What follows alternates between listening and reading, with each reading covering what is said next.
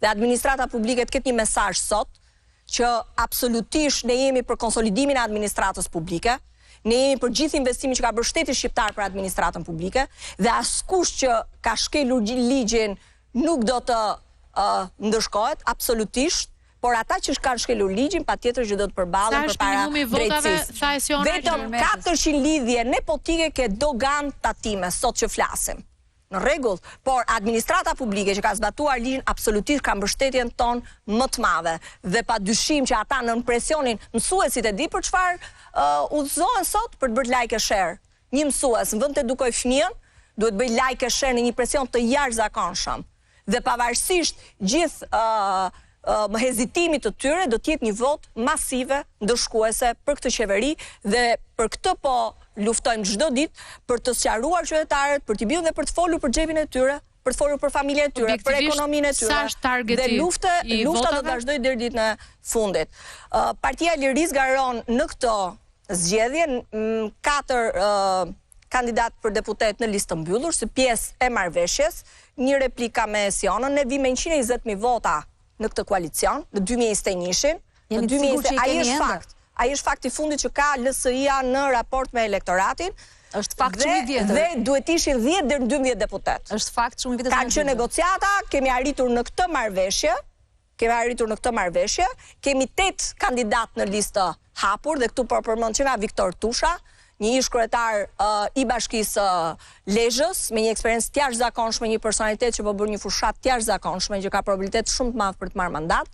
Po të flas për Adriatik Hoxhën, mjeshtër i sportit në qarkun e Durrësit, me një entuziazëm të jashtëzakonshëm, me Gençalën në Korçë. Dakor. Një mjek dhe personalitet. Po do ma lejosh se unë këtë hapësirë mediatike. Të lejoj, të kam mësuar ty tani. Ne do të marrim. Objektivi jonë është marrim 12 kandidat, 12 deputet nesër në parlament dhe pa dyshim në emrin e Zotit Meta të ketë 30.000 vota absolutisht, një kontribut 110.000 vota shkon në 30.000 jashtëzakonshëm për koalicionin e Aleancës për Shqipërinë madhështore. Okej, Jorit. Tani nëse mund të them diçka, besoj që jemi në minutat e fundit. Së pari njëherë kur shkojmë dhe takojmë qytetarët janë shqetësime komplet ndryshe nga këto që po diskutojnë këtu. Ka shumë pak qytetarë që mund të ngren shqetësimet që po flasim ne. Qytetarët me të vërtet janë shqetësuar për të ardhmen. Dhe besoj që dhe besoj fort, besoj që oferta programore është mënyra më e mirë se si mund t'i tërheqësh këto njerëz. Është dhe ajo që thash pak më përpara, dhe fryma, po njëkohësisht edhe shpresa që ne mund t'i japim. Elementi kryesor në këto zgjedhje është t'i çojmë njerëzit për të votuar. A kemi mundësi ne në këto 10 ditët e fundit të çojmë njerëzit qytetarët për të votuar. Dhe ky çelës sigurisht që varet ke secili prej nesh. Është e vërtetë që sistemi të penalizon në një farmasë sepse shkon po atje tek ai grupi i demokratëve që mund t'i drejtohen 3-4 kandidatë edhe më shumë. Por secili prej nesh është duke u përpjekur të gjejë mënyra të reja se si dali prej kësaj. Unë kam pas diskutime të jashtëzakonshme me profesionistë të lirë, që është një grup që tradicionalisht nuk voton. Por prej çështjes që u fitua në gjykatën kushtetuese, të gjithë, po të them në mas, të gjithë janë angazhuar për të votuar. Me grupe të tjera biznesi që me vërtetë ndjejnë rritjen e taksave.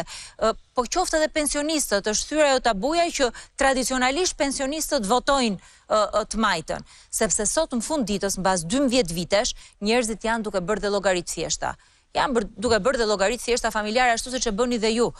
Ja vlen vota mendimi 4 sekonda, më tha njëri sot, për 4 vitet e ardhshme, dhe të mendosh mirë se çfarë hej çdo ditë atyre 4 viteve të ardhshme dhe nuk besoj që ka shqiptar që vendos që mund të votoj po të njëjtin. Tani ne duhet sigurohemi. Kjo ishte sikur të kishim zgjedhje të lira dhe të ndershme. Kjo e gjitha që thonë. Atëherë ju e pranoni që s'ka zgjedhje të lira dhe të ndershme. Ju thash me çfarë do e partive popullore europiane. Po unë këtë po pranoj këtë atëherë. Tani për ato që ju parashtrova, unë këtë ju thash.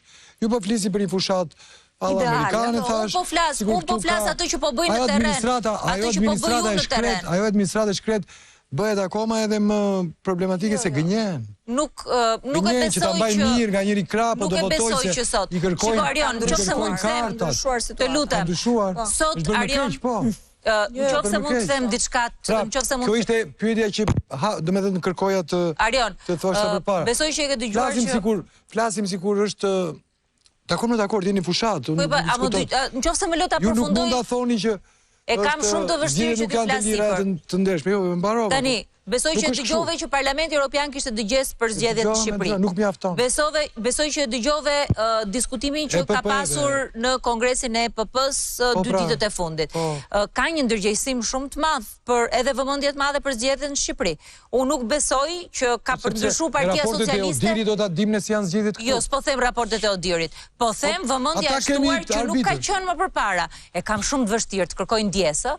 Unë e kam shumë të vështirë që të flas sipër jush. Të lutem ta përfundoj vetëm një fjali. Nuk besoj që Partia Socialiste do ndryshoj sot. Dhe nuk besoj që nuk ka tentuar për t'i përsëritur të njëjtat. Po drejt që e mori këto janë zgjedhjet e para mbasi janë hap negociatat. Dhe nëse këto zgjedhjet para mbasi janë hap negociatat, që janë test edhe për demokracinë, janë test edhe për qytetarët shqiptar, shohim po të njëjtat sjellje, unë besoj që nuk kam asnjë shans për Shqipërinë. Lëre pastaj o pasaporta që tundet komplet kot. Po të them me siguri absolute, shqetësimet e qytetarëve sot janë as pasaporta europiane, jo, as diskutimet që bëjmë ne këto, po është realiteti ekonomik që ato kanë.